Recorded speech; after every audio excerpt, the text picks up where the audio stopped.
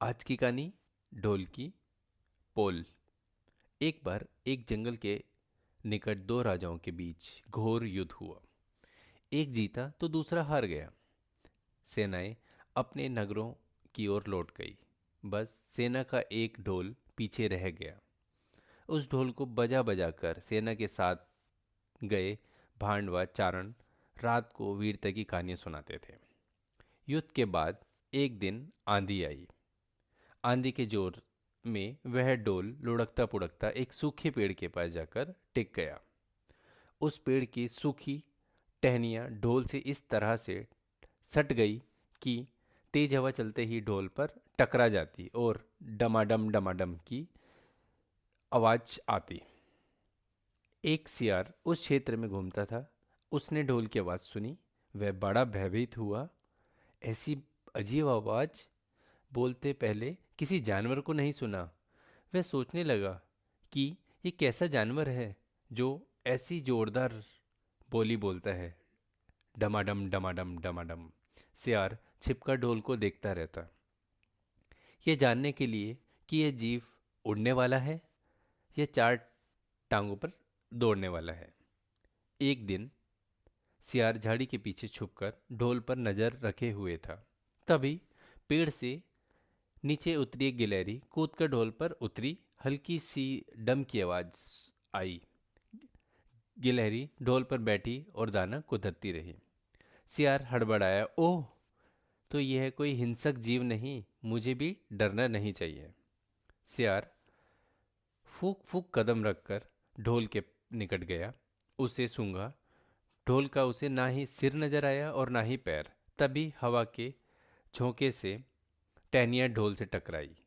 डम की आवाज हुई और सियार उछलकर पीछे गिर गया। अब समझ आया। सियार उठने की कोशिश करता हुआ बोला, यह तो बाहर का खोल है, जीव इसके अंदर है। आवाज बता रही है कि जो कोई जीव इस खोल के भीतर है वह मोटा ताजा होना चाहिए, चर्बी से भरा शरीर, तभी ये डमडम की जोरदार बोली बोलता है। अपनी मान में घुसते ही सियार बोला, ओ सियारनी, दावत खाने के लिए तैयार हो जा। एक मोटे ताजे शिकार का पता लगा कर आया हूँ। सियारनी पूछने लगी, तुम उसे मारकर क्यों नहीं लाए? सियार ने उसे झिकड़ी दी, क्योंकि मैं तेरी तरह मूर्ख नहीं हूँ। वह एक खोल के भीतर छिपा हुआ है। खोल ऐसा है कि उसमें दो तरफ सूखी चमड़ी के दरवाजे हैं। मैं एक तरफ से हाथ डालता हूँ तो वह दूसरी तरफ से भाग जाता है। चांद निकलने पर दोनों डोल की ओर गए। जब वह निकट पहुंचे ही थे कि फिर से हवा चल पड़ी। टहनियाँ डोल पर टकराई और डमडम की आवाज आने लगी। सियार सियारनी के कान में बोला, सुनी इसकी आवाज? जरा सोच, जिसकी आवाज ऐसी गहरी है वह खुद कितना मोटा ताजा होगा। दोनों ढोल को सीधा कर उसके दोनों ओर बैठे और लगे दांतों से ढोल के दोनों चमड़ी वाले भाग के किनारे फाड़ने। जैसे ही चमड़ी फटने लगी, सियार बोला, होशियार रहना, एक साथ अंदर हाथ डाल शिकार को दबोच लेंगे। दोनों ने हूं की आवाज में सहमति जाहिर की और अंदर टटोलने लगे। अंदर कुछ नहीं था।